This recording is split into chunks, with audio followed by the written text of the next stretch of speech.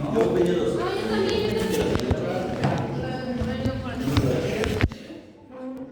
La primera fue El doctor y la doctora.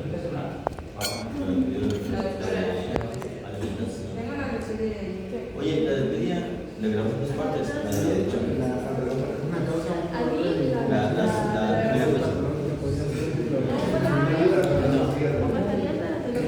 Pero es diferente. Una cosa es hablar de hipoglucemia en diabetes y otra cosa es hablar de hipoglucemia en población general. Voy a comprar el video. Entonces ahorita voy a hablar de hipoglucemia en diabetes. ¿Sale? Que es el otro extremo. O sea, ya hablamos del efecto que tiene la hiperglucemia en una persona que vive con diabetes. Y quedamos que el objetivo era que tú trates de llevar la glucosa al rango normal. Pero tienes que guardar un equilibrio, exactamente. Tampoco tienes que llevar al paciente a hipoglucemia. Porque la hipoglucemia en una persona con diabetes es otro factor de riesgo cardiovascular. ¿Sale? Entonces, vamos a hablar de esta parte de definición, epidemiología, consecuencias, riesgo cardiovascular, de variabilidad glucémica también, y finalmente las conclusiones. Entonces, primero, recuerden, en la primera sesión les planteé también esta parte del tanque de la glucosa, ¿se acuerdan? Entonces, en una persona que vive con diabetes, las metas de control glucémico, de acuerdo a lo que establece la ADA, se dice que debería de estar entre 70 y 130, ¿no? Entre 80 y 130. Esa sería como tu meta, a nivel general. Pero recuerden que ustedes tienen que individualizar las metas. Pues habrá sujetos que tu meta tendrá que ser menor de 100. Ahora, que si yo tengo un paciente que ya tiene daño renal, que ya hizo falla, ya tiene cardiopatía establecida y que tiene 70 años de edad, pues no lo llevo a 99. Tú estudias, bueno, pues máximo 130. Va a depender de la terapia que tengas, ¿sale?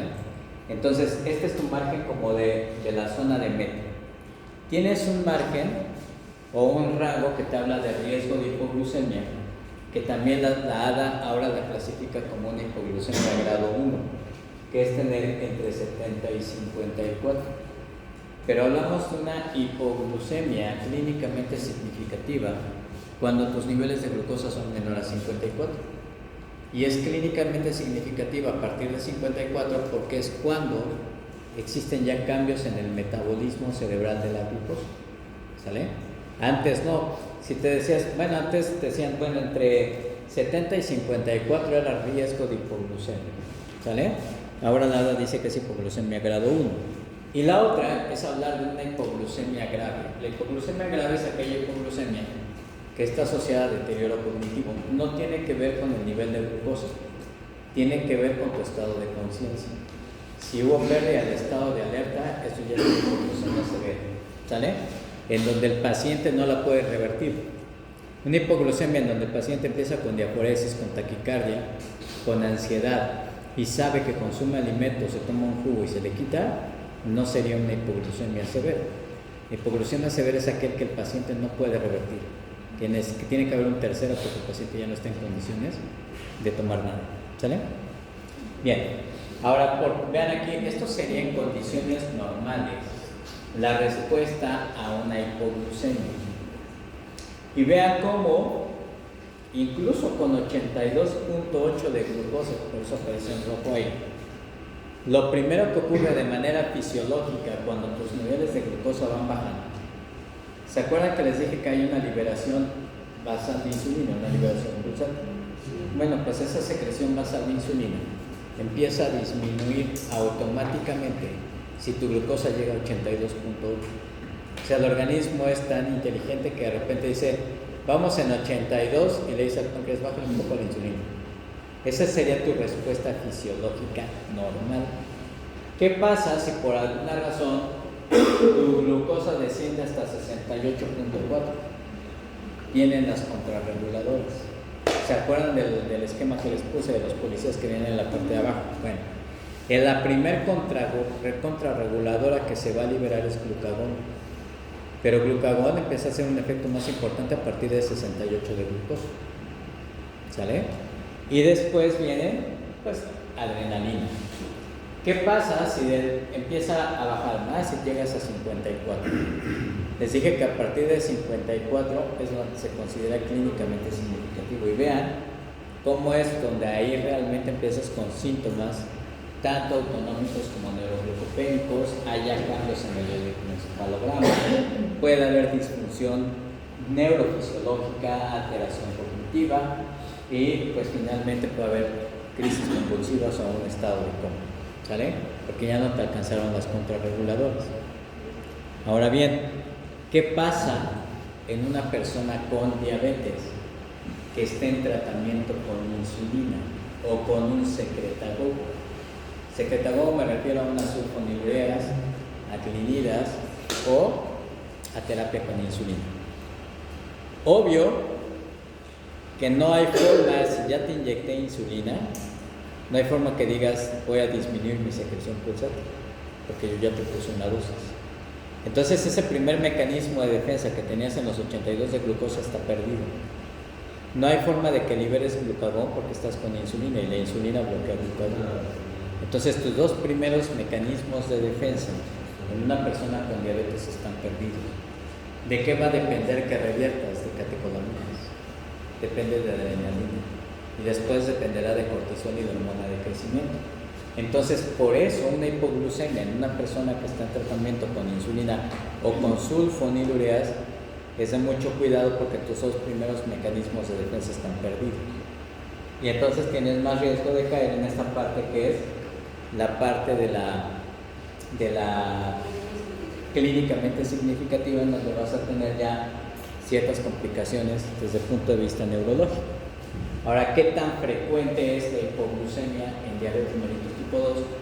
Va a depender, pero por ejemplo aquí hablamos de hipoglucemia leve o no severa, hipoglucemia severa e hipoglucemia nocturna. Es diferente en sujetos, vean aquí son diferentes estudios en donde van desde un 15 hasta un 40% de la hipoglucemia leve, y de la nocturna, que es una de las más peligrosas, se puede ir hasta un 10%, y la severa, que es pérdida del estado de alerta, es un poquito menos frecuente. ¿Qué? De 70 a 54.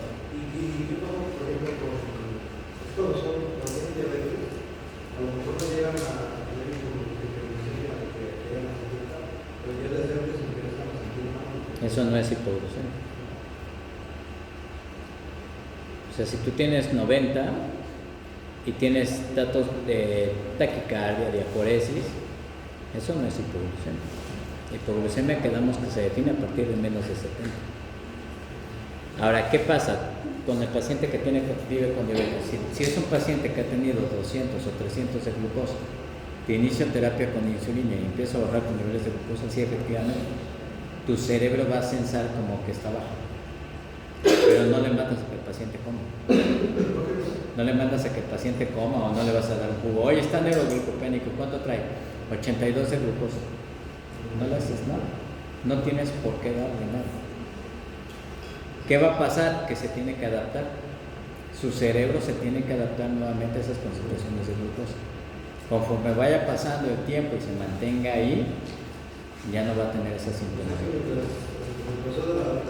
Bien, mientras caigas en el rango de normalidad, no tienes por qué hacerle nada. Porque si no, generas hiperglucemia. O sea, tienes 82, te das glucosa, lo llevas a 150. Ya me siento bien. ¿Por qué le pusiste un tratamiento para bajar la glucosa?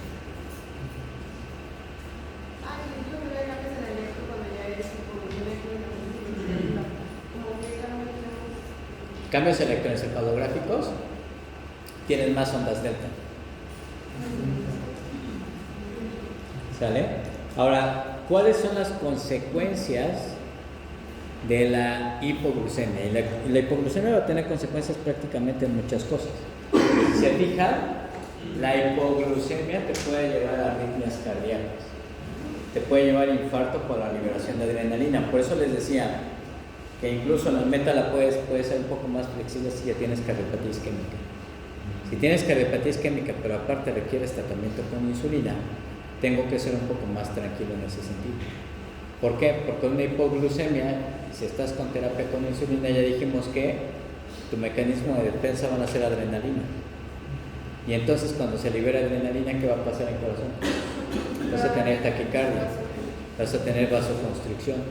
Y si ya estaba isquémico, pues no es buena idea, es como si te metiera a hacer una prueba de esfuerzo. Puedo desencadenar un segundo evento cardiovascular. Las hipoglucemias también generan alteraciones en la coagulación. Se ha visto que se expresa mayor factor 8 de la coagulación.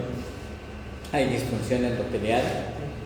Obviamente que si tú tienes hipoglucemias severas, en un adulto mayor eso se puede asociar a caídas. Y esas caídas en un adulto mayor se puede asociar a fracturas.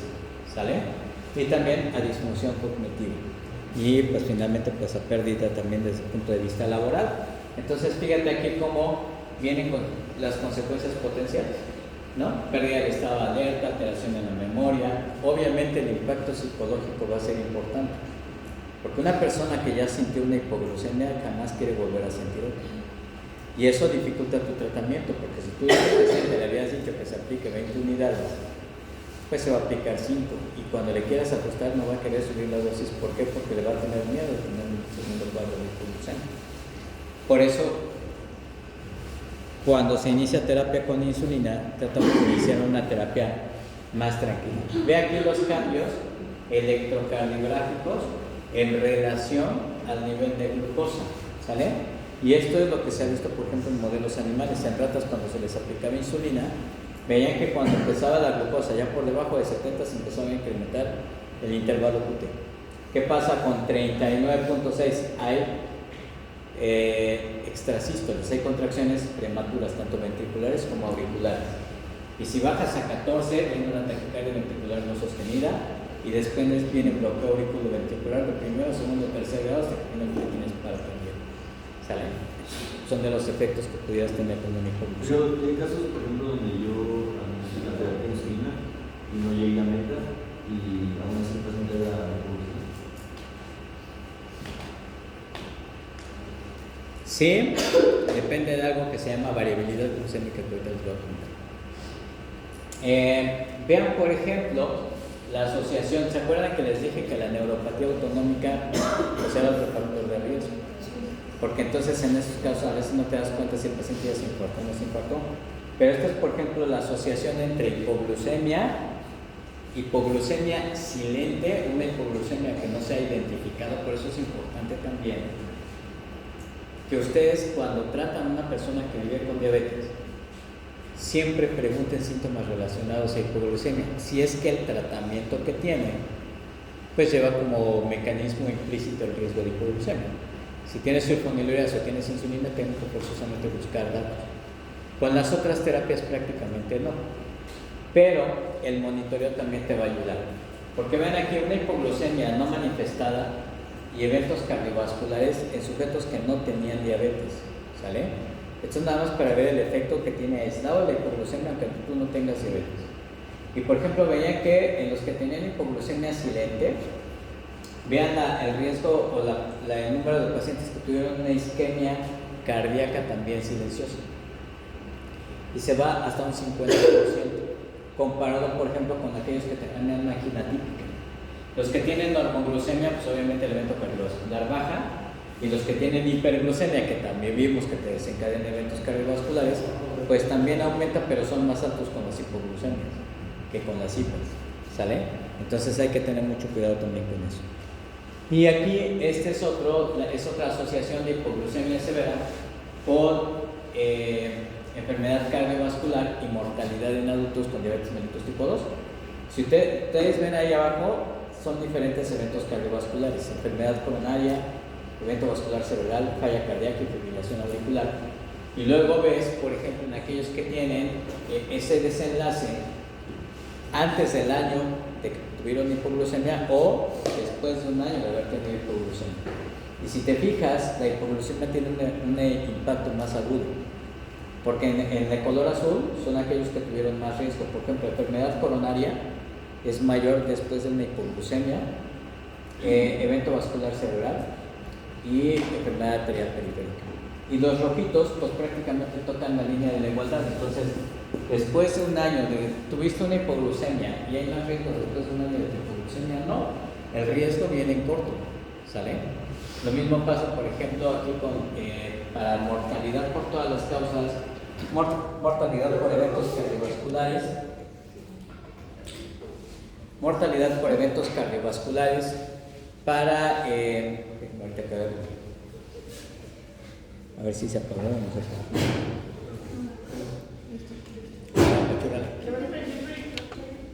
Ahí está. Y entonces, pues realmente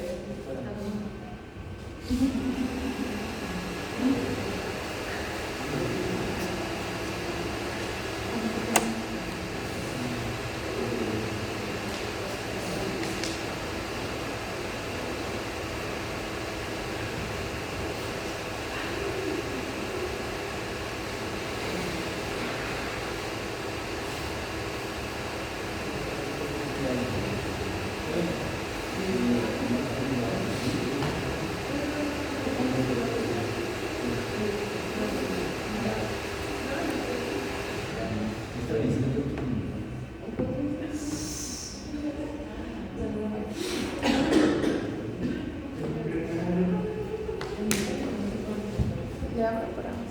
ya.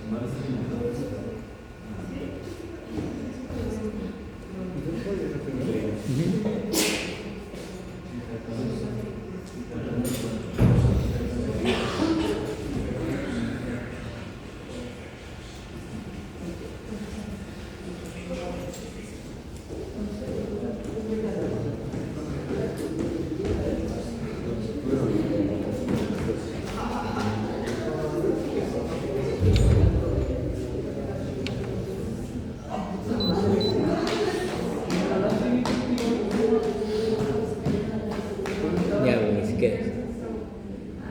¿Se prendió? Ah, es que te la nada más abre la ventana. Ah, ok.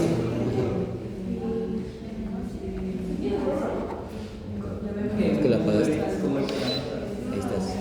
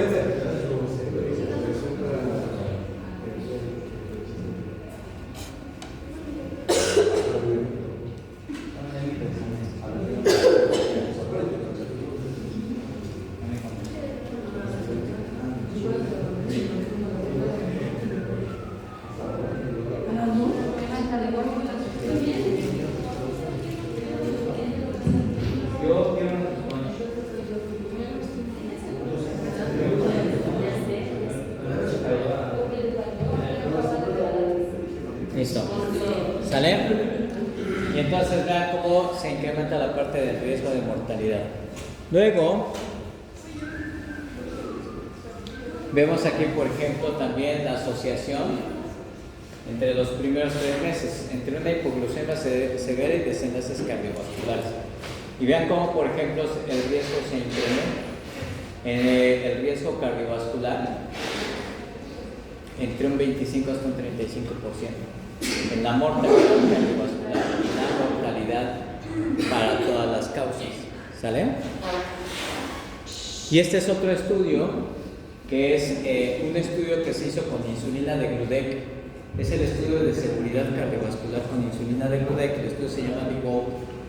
Y insulina de Gludec es de las que menos variabilidad glucémica tiene.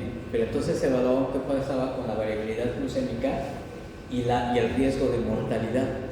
Y tomaban en cuenta aquellos que tenían, por ejemplo, hipoglucemia severa y el riesgo de mortalidad a diferente tiempo. Y si ustedes se fijan, pues puede ser desde los 15 días hasta el año o en cualquier momento, todo te da estadísticamente significativo. Si una hipoglucemia severa te incrementa el riesgo de mortalidad, obviamente va a ser mayor en los primeros días, hasta 4 veces más riesgo de muerte ante una hipoglucemia severa en los primeros 15 días, con 2.5 veces más riesgo al año. Y aquí se ve, por ejemplo, hipoglucemia severa y diferentes desenlaces cardiovasculares. Entonces, la hipoglucemia severa también dependiendo del número de eventos. Si has tenido 1 o 2, pero si te fijas, a mayor número de eventos, mayor riesgo de infarto al miocardio, de evento vascular cerebral, de mortalidad por todas las causas y de falla cardíaca. ¿Sale? Entonces es importante también que el paciente pues, no caiga en el programa. Este es otro estudio en donde se ve el riesgo absoluto de mortalidad en diabetes. Ves como en línea roja, pues son aquellos que tienen hipoglucemia severa, tienen mayor mortalidad por todas las causas, mayor mortalidad por evento cardiovascular, por cáncer o por otras causas. Y este es otro para que veas también la parte de cómo en el monitoreo continuo de glucosa, que es una herramienta más útil para que te esté determinando glucosa cada 5 minutos, tú puedas ver el riesgo que existe. Entonces, por ejemplo, aquí hubo riesgo para evento cardiovascular mayor, para mortalidad cardiovascular, para evento vascular cerebral no fatal. Y les decía que hay cambios estructurales o cambios en el metabolismo de la glucosa cuando ya hablas de una hipoglucemia clínicamente significativa. Cuando tu glucosa está en menos de 54, esto es lo que va a pasar en tu cerebro. Incrementan los combustibles alternativos. Ya no empiezas a utilizar glucosa, sino que utilizas glucógeno, lactato y cetonas como sustrato de energía para tu cerebro. Y entonces, pero también, ¿qué va a pasar? Va a haber un incremento también de citocinas inflamatorias. Va a haber una alteración de neurotransmisores como son norepinefrina, dopamina. Va a aumentar el GABA, que es un inhibidor, y disminuye más glutamato, que es un activador. Y entonces ve aquí cómo también los mecanismos propuestos para las arritmias van a ser diferentes. Si tu hipoglucemia es durante el día o si la hipoglucemia es nocturna. Entonces, si hay hipoglucemia durante el día y hay periodos cortos no reconocidos de hipoglucemia, fíjate, quien va a dominar son las catecolaminas. Y las catecolaminas, te llevan a aumento de frecuencia cardíaca y a taquicardia ventricular. Pero si las hipoglucemias son nocturnas, el mecanismo es diferente, porque lo que vas a tener aquí, sí hay liberación de adrenalina y noradrenalina, pero el cambio o la manifestación cardiológica va a ser diferente en la noche. Lo que vas a tener es prolongación del QT, hay bradicardia y finalmente el bloqueo AV. ¿Sale? Entonces las hipoglucemias nocturnas por eso son también importantes. Y esto es lo que te decía de las alteraciones que hay en la coagulación. Puedes tener un incremento del factor 8, hay mayor actividad de la interleucina 1, hay mayor agregación plaquetaria y todo eso se asocia más también con eventos cardiovasculares. Y la otra cosa no nada más es la pura hipoglucemia, también la variabilidad glucémica, es decir, tener entre 180, luego 80, luego 200, luego 90, esas oscilaciones también generan daño. Entonces, otra de las metas es que tampoco tengas tanta variabilidad, porque la variabilidad glucémica se relaciona precisamente con inestabilidad de la placa de ateroma. En este estudio tratan de evaluar cuál es la relación que hay entre resistencia a la insulina, hemoglobina glucosilada y glucosa de ayuno. con el porcentaje del volumen de la placa de ateroma. Y realmente no hay tanto. En donde se ve mayor correlación es con el MAGE, que es una forma de medir variabilidad glucémica. Y el MAGE te mide lo que es las excursiones postprandiales de glucosa. Y entonces ellos veían que a mayor variabilidad, mayor porcentaje del volumen de la placa, pero en la placa tiene mayor componente lipídico y menor componente fibrótico. Y eso es lo que hace que sea una placa inestable, que sea una placa que sea fácil de desprenderse y que finalmente te pueda condicionar un evento cardiovascular. Entonces el andar con oscilaciones, que era lo que tú me preguntabas de repente, que si tienes un paciente con insulina, no llega a meta, le subes el potasio, hipoglucemia, entonces ¿qué vas a hacer con esos casos? Pues puedes utilizar insulinas que tienen menor variabilidad glucémica para poder lograr el control. Entonces, en conclusión, vean, la hipoglucemia pues tiene una alta incidencia en pacientes con diabetes. Se asocia con alto riesgo cardiovascular y pues obviamente tienes que tomar en cuenta la parte de la variabilidad de los factores de riesgo cardiovascular y tienes que lograr tu control glucémico sin incrementar el riesgo de hipoglucemia. En el repaso que les dé de insulinas van a ver cómo hay unas que te ayudan mucho a disminuir variabilidad glucémica.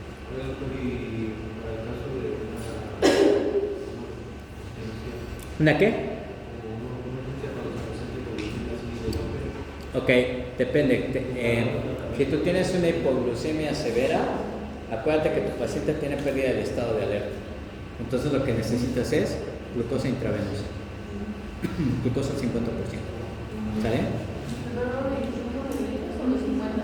No, te puedes pasar 25. ¿Y evalúas? A los 15 minutos tienes que evaluar. Si a los 15 minutos no te revirtió, le pasas otra carga. ¿Sale? Y ya tuvo que revertir. Hay escenarios en donde te vas a tener que ayudar de glucocorticoides, entonces le metes hidrocortisona también para ayudar, ¿sale? Una vez que recupera el estado de alerta, bueno, pues ese paciente tendrás que vigilarlo porque va a depender qué tratamiento tenía, ¿sale? Tú reviertes la hipoglucemia, pero hay que recordar la vida media del usuario. Por ejemplo, con glibenclamida, si lo tienes que estar vigilando, puedes tener hipoglucemias todavía 24 horas después. Y hay que ver cómo está la tasa de filtrado glomerular. Por eso es importante todo eso. Aquí es muy común que veamos pacientes hospitalizados por hipoglucemia, porque ya tenían tasas de filtrado de 30 con dosis de 20 miligramos de glibenclamida. Esos pacientes no son candidatos ni siquiera para una sostenibilidad de primera generación. O pacientes que estaban con insulina basal, que van a la farmacia y no les dicen, ya no tengo glargina, pero ponte Lispro.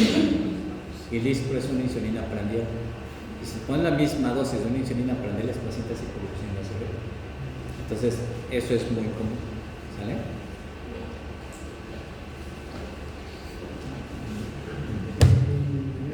Cuando te agarran fuera de un medio hospitalario, por ejemplo, una hipoglucemia severa, pues lo que tienes que hacer es ocupar miel, si tienes a tu disposición, y la pones abajo de la lengua o en los carrillos, para que se absorba rápido y trates de revertir esa como la medida de hoy. La otra es que, bueno, dentro del botiquín siempre deberían de traer glucagón. Glucagón en ampolla, tienes una jeringa precargada, lo pones intramuscular y prácticamente te ayuda a revertir la hipoglucemia, ¿sale? Como una medida previa a pues, que llegues a un hospital. No. Se te acabo de decir que es una descarga adrenérgica que pudieras generar un problema cardíaco. Tú no sabes cómo está tu paciente. Si ese paciente ya por hipoglucemia no lo conoces y le pones adrenalina, te lo puedes echar. Lo que le falta es glucosa, no adrenalina. ¿Sale? Hidrocortisona. ¿Pero por qué?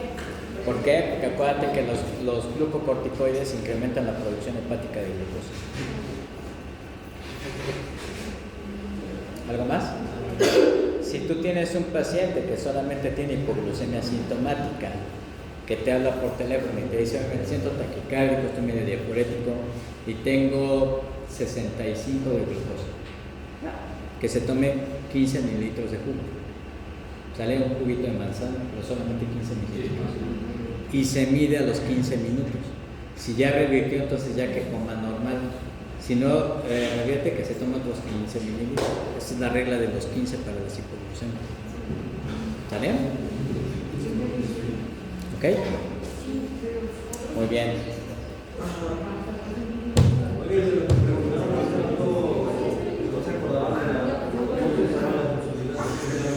¿De las qué?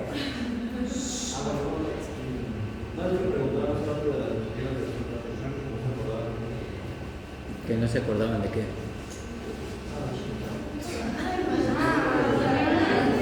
Es que nadie me pregunta nada de las rápidas. No, me preguntaron que qué pasaba si en un paciente lo tenías con insulina, no lograba meta de control y de repente te hacía hipoglucemia. Les dije que eso podría ser tener que una variabilidad glucémica. Entonces ahí que tienes que cambiar de insulina a una insulina que tenga menor variabilidad, pero me refiero a insulinas basales, no insulinas prandiales. O puedes utilizar una conformulación de insulina basal, no es un GLP-1 que 31.